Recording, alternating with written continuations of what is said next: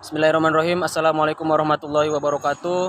Alhamdulillahirrabbilalamin. Wassalatu wassalamu ala asrafil anbiya'i wal mursalin nabiyina wa habibina Muhammad wa man tabi'ahum bi ihsani ila yaumiddin. Baiklah, di sini saya akan menjelaskan hadis tematik.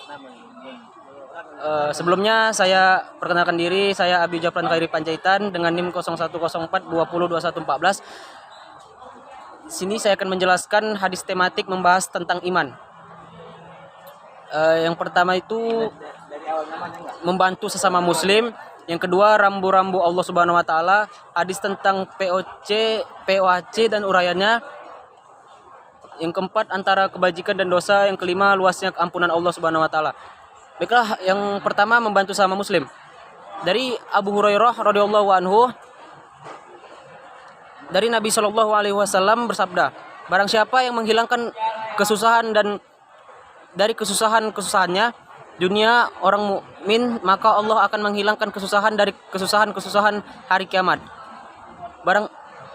Barang siapa yang memberi kemudahan orang yang kesulitan atau utang, maka Allah akan memberi kemudahan baginya di dunia dan akhirat. Siapa yang menutup aib seorang muslim, maka Allah akan menutup aibnya di dunia dan di akhirat. Siapa saja yang menolong saudaranya, maka Allah akan menolongnya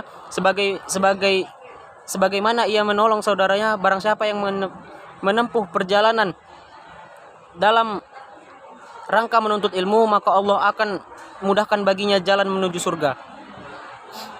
Dan yang kedua, rambu-rambu Allah Subhanahu wa taala.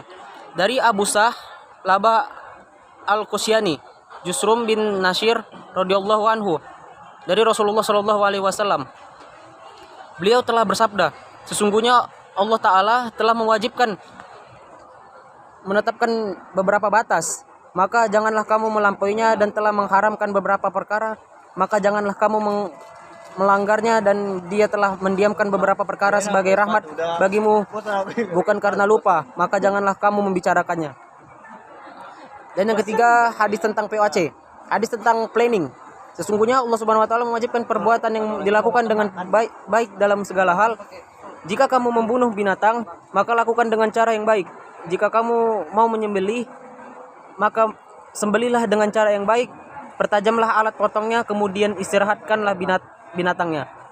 Hadis tentang organizing.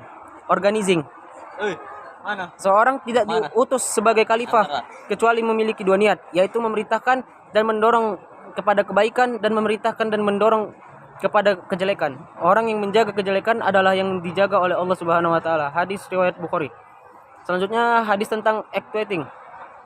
Allah Subhanahu wa taala menulis kebaikan dan kejelekan yang dilakukan hambanya. Barang siapa yang berencana melakukan kebaikan tetapi tidak melaksanakan, maka tetap ditulis sebagai satu amal baik yang sempurna baginya oleh Allah Subhanahu wa taala. Selanjutnya, hadis tentang controlling. Aku mendengar Rasulullah Shallallahu alaihi wasallam bersabda, seorang pemimpin yang mengurus urusan kaum muslimin, kemudian ia tidak bersungguh-sungguh untuk memperhatikan urusan kaum muslimin, dan ia tidak mau memberi nasihat demi kebaikan mereka, maka kelak ia tidak akan masuk surga bersama mereka. Hadis riwayat Bukhari. Baiklah, selanjutnya antara kebajikan dan dosa. Yang pertama, kebajikan. Dari Nawas bin Sam radhiyallahu anhu, dari Rasulullah sallallahu alaihi wasallam bersabda, kebaikan adalah akhlak yang baik, dan dosa adalah apa yang terasa mengganggu jiwamu dan engkau tidak suka jika diketahui manusia. Riwayat Muslim. Selanjutnya, dosa. Dan dari Wabisyah bin Mah radhiyallahu anhu berkata, saya mendatangi Rasulullah sallallahu alaihi wasallam bersabda, engkau datang untuk menanyakan kebaikan. Saya menjawab, ya. Beliau bersabda, mintalah pendapat dari hatimu. Kebaikan adalah apa yang jiwa dan hati tenang karenanya.